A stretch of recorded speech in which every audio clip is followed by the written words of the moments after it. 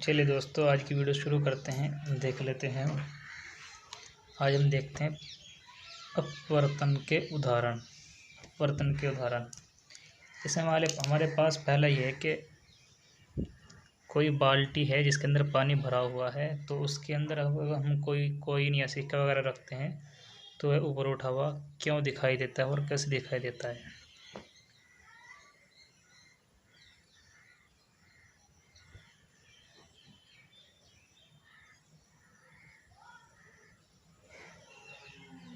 हमारे पास कोई बाल्टी वगैरह है जिसके अंदर पानी भरा हुआ है।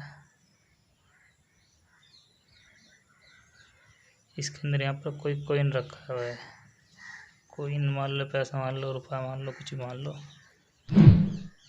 तो ये उठा हुआ दिखाई क्यों देता है।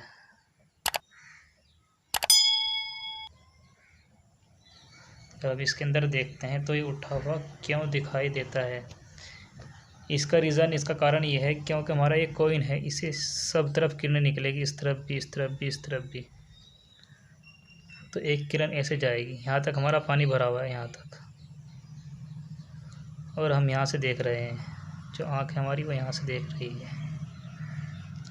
तो जैसे ही ये किरण ऐसे निकलेगी इस कॉइन से, तो यहाँ पर हम अभिलंब डाल देते हैं। पानी हमारा सघन माध्यम है क्योंकि ऊपर हमारे पास वायु है। वायु हमारा विरल माध्यम हो जाएगी और जल हमारा सघन माध्यम रहेगा। तो ये अभिलंब, जो हमारा अभिलंब है, इससे दूर हटेगी, ऐसे जाएगी किरण। ये हालांकि इसको सीधे से जाना था, लेकिन माध्यम बदलने की वजह से वे अपने मार्ग से विचलित हो जाएगी और विचलित होकर हमारी आँख पर पहुंच जाएगी। तो हमें ऐसा प्रतीत होगा, हम जब इस किरण को पीछे मिलाएंगे, गोया के जो कॉइन है हमारा वो यहाँ पर रखा हुआ है। इस वजह से हमें वस्तु उठी हुई दिखाई देती है, वो कॉइन उठा हुआ दिखाई देता है। जैसा कि अब मैं स्क्रीन पर एक चित्र लगा देता हूँ, उसको देख लेना अच्छी तरीके से, बिल्कुल समझ में आ जाएगा।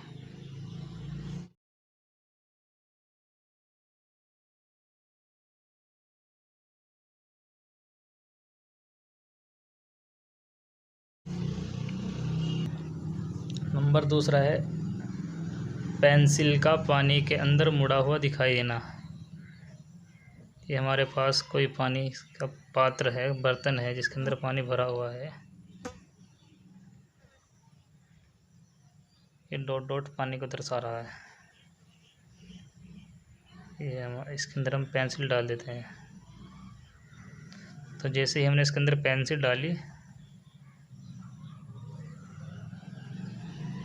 तो पेंसिल इस तरह से मुड़ी हुई दिखाई देती है। इसका रीज़न क्या है? हालांकि पेंसिल पानी के अंदर ऐसे जाती है सीधी। इसका भी रीज़न बिल्कुल सेम वही रीज़न है। इसका भी क्योंकि यहाँ तक हमारी वायु है, यहाँ तक हमारा वायु। अगर हम यहाँ पर अभिलंब खींच देते हैं, ऐसे अभिलंब हमने खींच दिया, तो वायु से सघन माध्यम यानी विरल माध्यम, सघन में जब किरण प्रकाश की जाती है तो अपने मार्ग से विचलित हो जाती है, और विरल से जब सघन में जाती है तो अभिलंब की ओर झुकती है। इस वजह से हमारी किरणें ऐसे मुड़ जाएंगी, हमारी पेंसिल हमें इस तरह मुड़ी हुई दिखाई देगी।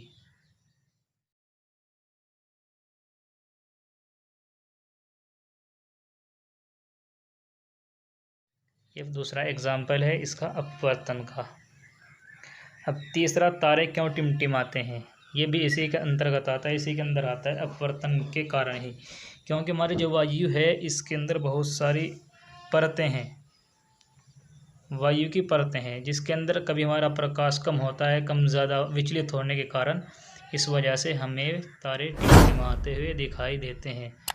वायु के अंदर बहुत सारी वायु की परतें हैं जिसके अंदर प्रकाश कभी ज़्यादा विचलित होता है, कभी कम विचलित होता है, जिसकी वजह से हमें तारे टिमटिमाते हुए दिखाई देते हैं।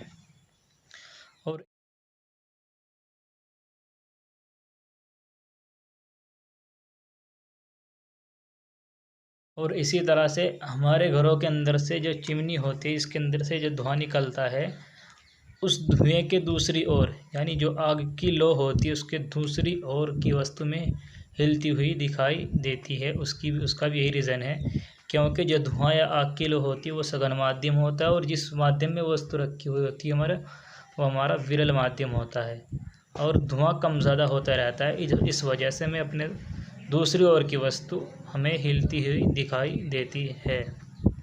ये थे अपवर्तन के उदाहरण, बाकी आगे पढ़ेंगे कल।